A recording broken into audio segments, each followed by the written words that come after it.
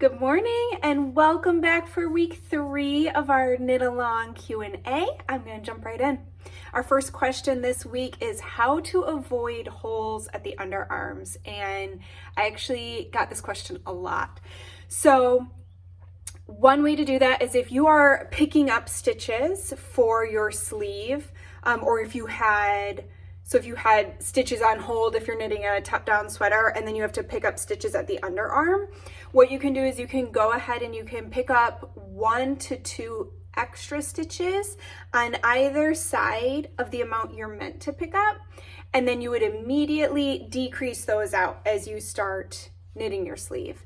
So that's going to ensure that you've worked across where we typically get a gap. So that's a really nice method. If let's say you knit your sleeves first and then you join them, if you're going bottom up and then you join them to the yoke, so you have to go back and either seam your underarm closed or graft it. Either way, what I do then is I give myself really nice long tails when I attach the yarn and when I break the yarn, and I just use those to sew up those little holes. And that works great. That's, even if, let's say you have sweaters, there's little gaps there, they're driving you bonkers, just go through, go back, attach some yarn and use your tapestry needle. You can even duplicate stitch and just tighten up those holes and then weave in your ends. So that is what I would do. Number 2, what kind of knitting needles do you prefer and why? Have any of your tool preferences changed over time? So I had talked about my favorite interchangeables back in the first week, so I'll add a link below to that if you want to go watch what my favorite interchangeable needles are. But I prefer short tip metal needles, and I really like a sharp tip on them so that if you're doing brioche, lace, cables, anything like that, it's just a little easier to manipulate a sharper tip. And the 4-inch length I like because, and I'm talking about just the needle tip is 4 inches, so that part alone comes in different lengths. So you can get 4-inch, 5-inch, I think some might even have 6-inch, which seems very long to me. But the 4-inch I prefer because of doing something like a hat. If you have a 5-inch tip and you're trying on a 16-inch cord and you're trying to do a hat, it's just not comfortable for me. So, and that's just what feels good in my hands. I also wanted to answer this question specifically because of needle material. So when I first started knitting, I would always buy wood or bamboo needles. I basically liked how they looked and they felt natural, and it's just what I was drawn to. Later on, the more I knit, I learned about how needle material affects our knitting. And I think it's a really powerful bit of knowledge to have to adjust your knitting if it's not where you want it. So if you're not creating the fabric you want, there are things you can do to adjust that. So for instance, if you use wood needles, the wood actually creates more friction between your needle and your yarn. So it's going to help tighten up your knitting. So if you're a really loose knitter, you might want to try using a wood or bamboo needle.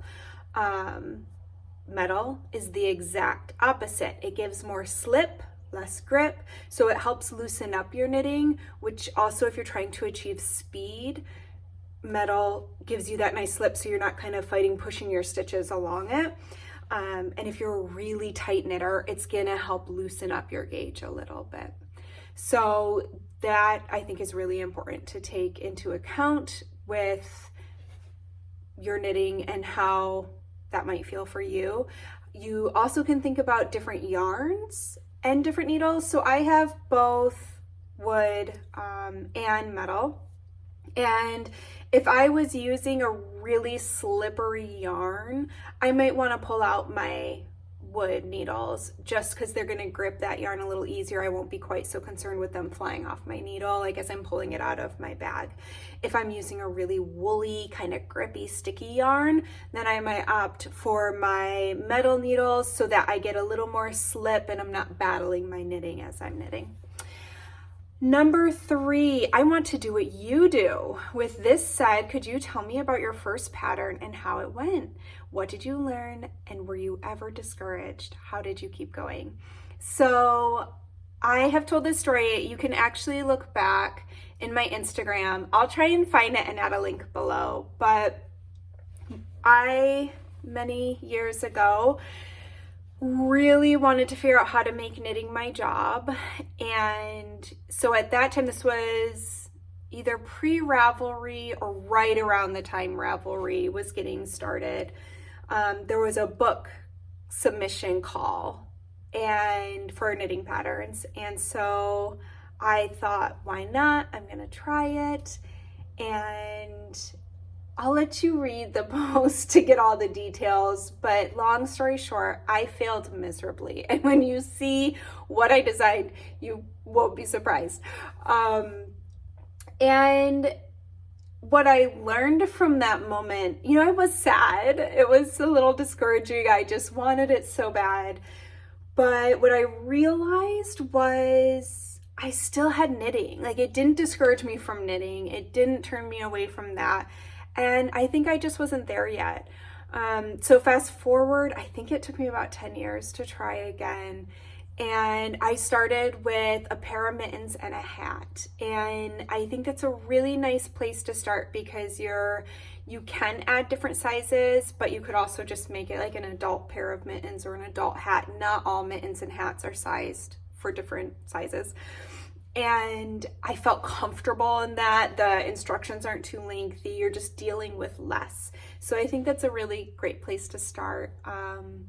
And I still, every time I release a pattern, I think any creative person, any artist will tell you that it's incredibly vulnerable to put your work out into the world. It feels like you're putting yourself out there. It's like you're showing a piece of your heart and saying, I hope you like me.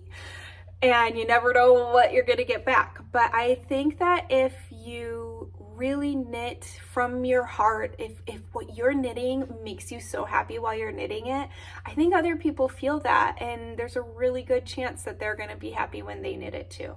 So I think you just got to give it a try. I think Ravelry is a really powerful tool if you do want to try publishing a pattern, because it really walks you through step by step. You set up a pro account, and when you put in a pattern, it literally asks you all the questions. So I think that's a great place to start. All right, question number 4, how to deal with multiple projects at once. So some of us are monogamous knitters, some of us are polyamorous knitters. I always have multiple projects going, and typically for me, they all hit a different spot. So I like to have something that is relaxing that I can easily set down and pick up. So I almost always have a pair of my DRK everyday socks because I can walk and knit those. Where I live, I have a great place out in nature to go walk, and a lot of times I'll just take my little bag and I'll knit and walk. It's also one if I'm running around with my kids around the house and they start playing amongst themselves, I can pick it up and set it down easily. So I like having a simple small project like that. I pretty much always have a sweater on the needles. That tends to be a little more challenging, and I just really enjoy sweater knitting. And then sometimes I'll have a shawl on the needles, and that for me tends to be my creative outlet where I really like to play with color or stitch patterns. And I generally, with my shawls, I like to have a pattern that is going to give me a relief section and a challenging section. So that's why like a lot of my shawl patterns will have brioche and then garter, because I like to have something that really engages my mind for a little bit, and then something that I could watch a show or a movie and just knit. So that's kind of what I do. And as far as how I organize them, I just put them each in a different project bag so that I can kind of grab the one that fits the situation I'm going to. Once we get to have things like knit nights and knit groups again, it can be really nice to have a project that you don't have to concentrate too much or follow a pattern, so that you can have conversations with the other people at the knit group. And that's really the way I organize them. Again, I've talked a little bit about, I do jot notes in a notebook. But otherwise, I don't do a crazy amount of organization. I just keep them all in their little bags. I typically have a row counter in each bag, and that's all I do. But I think it's really good to have one that engages your brain, makes you think a little bit, maybe teaches you a new skill, and one that's just really relaxing.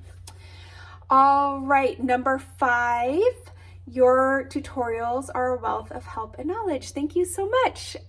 So if anybody doesn't know, I do have some tutorials on my YouTube channel.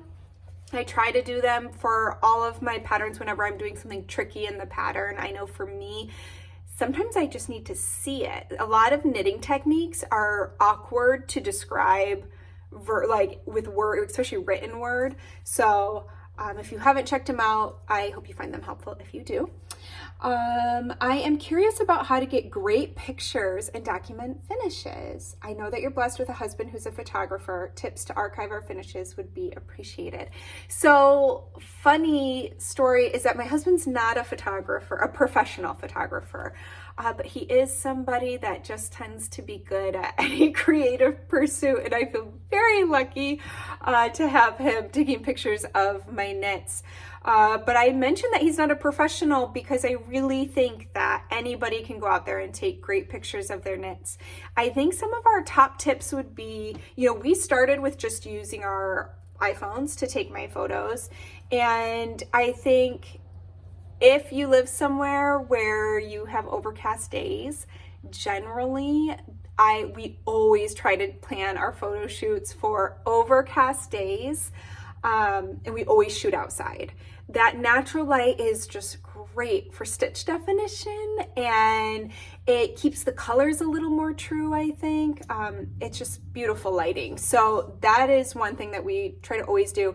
If it's a really, really sunny day, I would recommend doing either earlier in the morning or like the golden hour in the evening. You never want to try and take photos in how we shoot. This is, we're not photographers, so somebody could totally argue with me, but we never try to take photos at noon, around that high sun time, because you're just going to get really intense shadows and glares, and you're going to be squinting. So overcast and outside works really well.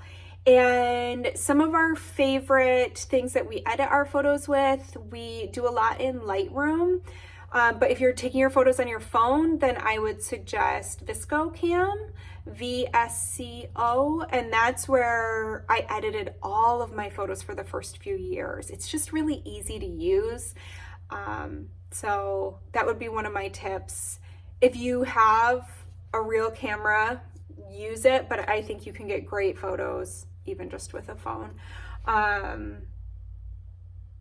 Yeah, I think that's all my photo tips. If I think of more, maybe I'll revisit that at a later episode.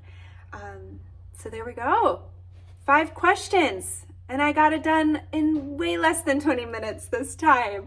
So I hope you found them helpful. I always recap what the questions were in the notes below. So if you want to read them, they're there. I'll also add links to our Knit Along forum, to that previous episode talking about favorite interchangeable needles. And today I am wearing my Jenny cardigan. It is raining buckets here today. So I just wanted to be cozy. I designed this sweater in honor of my grandma, who taught me how to knit and who I miss every single day. But I will link to this below. And anything else? I'll see you next week. Happy knitting, everyone. Thanks for coming back or joining us for the first time. And again, if you've got questions, put them in the Google form. I'll put a link to that below too. All right, bye everybody. Happy weekend.